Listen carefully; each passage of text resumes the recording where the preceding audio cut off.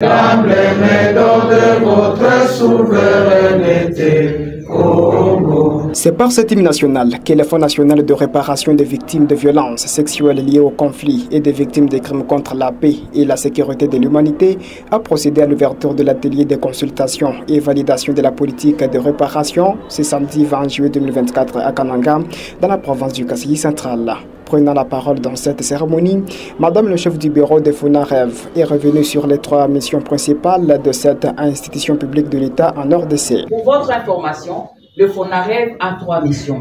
La première mission, c'est d'identifier les victimes. La deuxième mission, c'est d'accompagner les victimes à accéder à la justice, en ce compris le droit à être indemnisé et à recouvrer les dommages et intérêts qui leur sont alloués. Et la troisième mission de FONAREV, c'est de pouvoir allouer des réparations aux victimes. Cet atelier, donc, dont l'objectif est de consulter les victimes et la société civile que vous êtes sur les éléments pertinents à insérer dans le draft de la politique de réparation élaborée par le FONAREV, ça rentre dans le cadre de cette troisième mission de FONAREV qui porte sur l'allocation des réparations aux victimes. Ayant lancé officiellement ces assises au nom du gouverneur de Provence, le directeur de cabinet de l'autorité provinciale parle d'une interpellation et demande aux membres de société civile de s'approprier de cette lutte. La célébration de ces jours constitue pour moi une interpellation.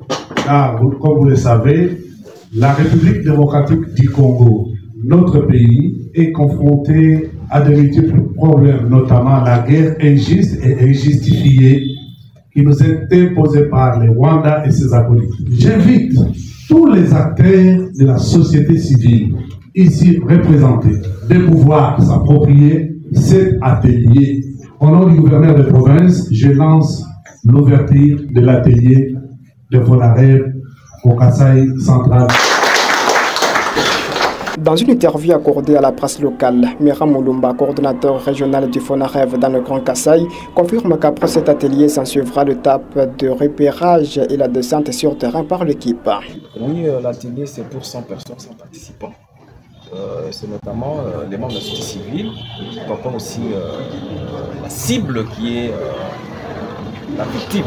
Après cet atelier, la prochaine étape, ce serait le repérage de différents centres d'identification des victimes qui répondent aux critères tels qu'arrêtés par la direction générale.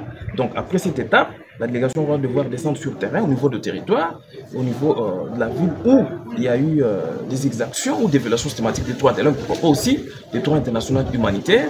Et après ce repérage de sites qui seront approuvés par la direction, et l'étape suivante, ce serait en fait la formation des enquêteurs. Signalons que cet atelier ouvert ce samedi 20 va se clôturer ce dimanche 21 juillet 2024 et c'est l'hôtel Monde Arabe 2 qui sert le cadre à ces assises.